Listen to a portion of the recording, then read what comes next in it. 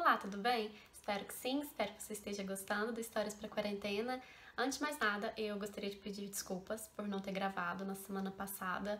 Eu fui atropelada por um montante de trabalho que eu não estava esperando, mas para tentar compensar, hoje eu vou gravar um vídeo um pouquinho mais longo e terminar a história do terceiro derviche. Mas antes de dar sequência à história, eu vou relembrar um pouco do que eu contei na semana antepassada para ninguém ficar perdido. E para o vídeo não ficar muito longo, vamos dar sequência às nossas histórias. A história do terceiro derviche, que na verdade era um rei chamado Agib, começa com uma navegação. O rei gostava muito do oceano e certa vez ele se organizou para fazer uma viagem de 2 meses. Mas durante a viagem, o navio foi pego por uma terrível tempestade e acabou se desviando da rota, e então foi atraído por uma montanha magnética que despedaçou o navio. O rei conseguiu sobreviver e escalou a montanha e descobriu lá no alto um cavaleiro feito de cobre, mas como ele estava muito cansado, ele adormeceu. E, dormindo, ele sonhou com uma voz que lhe dizia que quando ele acordasse, ele deveria cavar a terra e que ali ele encontraria um arco e flechas e que ele deveria atirar no cavaleiro de cobre. E assim ele fez. Quando o cavaleiro de cobre caiu, o mar subiu e se aproximou dali uma canoa, guiada por um remador de cobre. E também o rei havia sonhado que aquele remador iria lhe levar a um lugar seguro e que a viagem duraria 10 dias, mas que durante aquele período ele não devia dizer o nome de Deus. No entanto, no 9º dia, ao avistar terra firme, o rei ficou tão feliz, tão aliviado, que agradeceu a Deus. E então a canoa virou, o remador de cobre afundou nas profundezas e ele teve que nadar até a ilha para sobreviver. E então, quando ele chegou lá, ele se pôs a andar e andar, até que viu um navio ancorado e se escondeu para ver quem eram os habitantes daquele navio. E então ele viu, quando desceram dali, um garoto muito bonito, acompanhado por um ancião e seus escravos. E viu quando os escravos cavaram a terra até encontrar um alçapão que dava acesso a um abrigo subterrâneo. E viu também quando o ancião e o garoto desceram e o ancião retornou, deixando o garoto ali. O ancião e os escravos, então, entraram no navio e partiram para o oceano. E o rei Agib, muito curioso, decidiu descer o alçapão para ver aquele garoto e perguntar a ele por que aquilo estava acontecendo.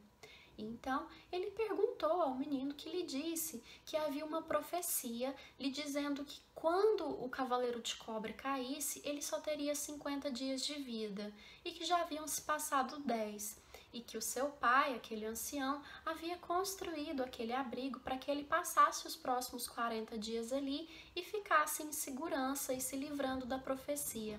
Ele também disse que ele morreria pelas mãos de um rei chamado Agib. E o rei, muito surpreso com aquilo, jurou para si mesmo que ele não faria nenhum mal àquele garoto e se propôs a lhe fazer companhia e cuidar dele até que o navio retornasse para lhe buscar, para que dessa forma ele conseguisse uma carona para voltar para o seu reino. E assim foi feito. No entanto, no 39º dia aconteceu um acidente e o rei Agib acabou matando o garoto pouco antes do retorno do navio.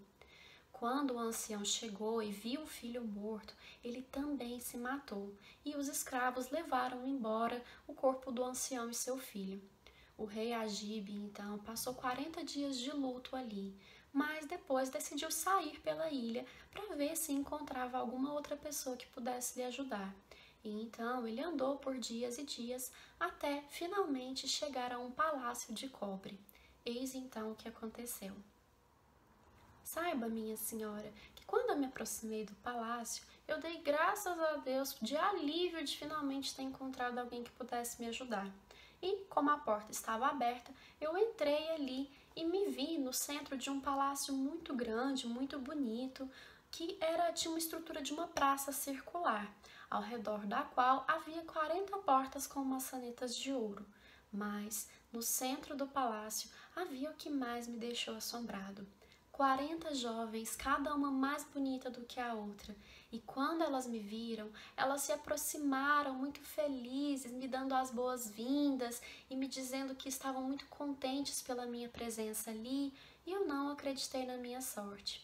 As jovens então prepararam comida para mim, me serviram os melhores vinhos e me levaram a uma sala de banho, onde eu pude me banhar e ganhar roupas novas. E então eu passei ali o melhor dia da minha vida. E quando anoiteceu, elas me prepararam um farto banquete e se puseram a cantar e dançar e tocar flauta e alaúde. E a minha noite foi a mais maravilhosa que eu já havia tido. E quando eu não estava mais me aguentando de sono, uma delas se aproximou e disse: Meu senhor, essa noite o senhor poderá escolher uma de nós para passar a noite com você, e ela só vai poder voltar a dormir novamente com você daqui a 40 dias. Mas durante esse período você vai poder escolher por noite uma de nós para passar a noite com você. E assim eu fiz. Quando amanheceu, elas já haviam me preparado um farto café da manhã e eu tive um outro dia ainda mais maravilhoso do que o anterior. E para encurtar a conversa, eu passei ali um ano, que foi o ano mais maravilhoso de toda a minha vida. Mas, quando chegou o ano novo, elas se puseram a chorar e a se lamentar, e eu disse: O que está acontecendo? Vocês estão partindo meu coração. Me digam por que dessa choradeira. E então uma delas se aproximou e disse: Meu senhor, ao final de cada ano nós temos de partir por 40 dias para voltar às nossas terras de origem, e durante esse período você vai ficar aqui sozinho. Mas estou sentindo no meu coração que você vai ser a causa da nossa separação. Eu então disse: Por Deus que não vou embora daqui, por que você está falando em separação? Eu jamais abriria mão da vida que eu tenho aqui. A jovem então me entregou as chaves do palácio e disse: Ao longo desse período estão aqui 40 chaves para as 40 portas que estão ao redor da praça central do palácio. E durante o período em que nós estivermos fora, você pode entrar em todos os quartos que estão atrás de todas aquelas portas, menos da porta de ouro que fica ao fundo. Lá você não poderá entrar. E caso você nos desobedeça, essa será a razão da nossa separação. Eu então jurei que jamais abriria aquela porta, mas a moça continuou chorando e disse: Eu estou sentindo que você não vai cumprir a sua promessa, e essa será a causa da nossa separação. E é por isso que nós estamos chorando e sofrendo, pois nunca tivemos a companhia de um homem tão gentil como você. E eu voltei a jurar que jamais abriria a porta dourada, mas elas não acreditaram em mim e partiram entristecidas. No dia seguinte, eu abri a primeira porta e encontrei ali não um quarto, mas um lindo bosque com árvores carregadas de frutas. Havia ali maçãs, pêssegos, peras, marmelos, e eu provei cada uma das frutas, e cada uma era melhor do que a outra, e eram mais doces do que água com açúcar, e eu passei ali um dia muito agradável. No segundo dia, eu abri a segunda porta e encontrei ali não um quarto, mas uma campina coberta de flores das mais diversas cores e odores. Havia ali rosas, narcisos, girassóis, e eu percorri aquela campina colhendo flores e me deliciando com o cheiro delas. Ao terceiro dia, eu abri a terceira porta e encontrei ali não um quarto, mas um local muito bonito, cheio de pássaros que cantavam lindamente, e eu passei ali o dia todo ouvindo o canto dos pássaros. No quarto dia, eu abri a quarta porta e encontrei ali um local rochoso e vi que ali havia pedras preciosas que poderiam tornar um rei o mais rico de todo o mundo. E passei o dia ali recolhendo as pedras que achei mais bonitas. Para encurtar a conversa, eu passei ali 39 dias e abri 39 portas, atrás das quais eu encontrei as coisas mais maravilhosas. Mas, quando faltava apenas um dia para as mulheres retornarem, a minha mente foi possuída pelo demônio e eu fiquei obcecado pela porta dourada. Por um lado, meu coração me dizia: não abra essa porta, você vai se separar das moças e nunca mais irá se perdoar por isso. Mas por outro lado, a minha mente me dizia: Abra a porta, elas jamais vão saber. Você vai dar só uma espiadinha ali. Imagina, se essas 39 portas tinham lugares tão bonitos, o que será que não tem atrás da porta de ouro? E enfim, o demônio me venceu e eu abri a porta dourada. Quando entrei ali, eu vi um local coberto por açafrão no chão e havia ali incensos acesos e velas perfumadas, mas o que mais me chamou a atenção foi que ao fundo da sala havia uma linda fênix, um pássaro gigantesco de olhos dourados e penas vermelhas. E ao me ver, a fênix voou até mim, me agarrou pelos braços e saiu voando e atravessou o oceano até chegar a um outro palácio onde ela me deixou. Mas, antes de ir embora, a fênix bicou meu olho direito e o arrancou.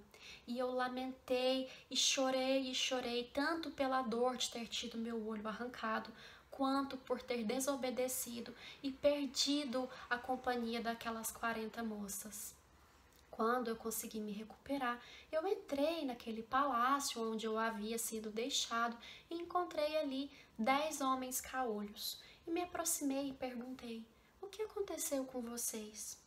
Um deles, então, que parecia o líder, me disse: o mesmo que aconteceu com você. Nós tivemos um ano maravilhoso na companhia de 40 jovens das mais formosas, mas, graças à nossa curiosidade, acabamos perdendo o paraíso. Eu, então, pedi abrigo naquele palácio para me juntar a eles, mas os homens disseram que não poderiam me abrigar ali e me mandaram ir embora. E então eu decidi raspar a barba, as sobrancelhas e me juntar à ordem dos derviches. E decidi vir a Bagdá para procurar ajuda, para ver se conseguia consolar o meu coração. E ao chegar aqui, encontrei esses outros 2 derviches que me fizeram companhia até que nós viemos parar aqui. Diga-me então, minha senhora, é ou não é a história mais assombrosa que você já ouviu? E a anfitriã da casa disse: sim, de fato é uma história assombrosa. Eu vou poupar a sua vida. Você pode ir embora. Mas o terceiro derviche disse: se a senhora me permitir, eu gostaria de ficar aqui para escutar a história dos outros que estão presentes. E a anfitriã concedeu sua permissão. Neste momento, a Aurora alcançou Sherazade e ela parou de falar. Sua irmã de Nazarde então disse: como são incríveis suas histórias, minha irmã. E Sherazade respondeu: isso não é nada perto do que eu tenho a contar na próxima noite. Isso é, se o rei me deixar viver. E o rei Sheriar, curioso para ouvir as outras histórias dos outros presentes naquela casa, decidiu conceder mais um dia de vida a Sherazade.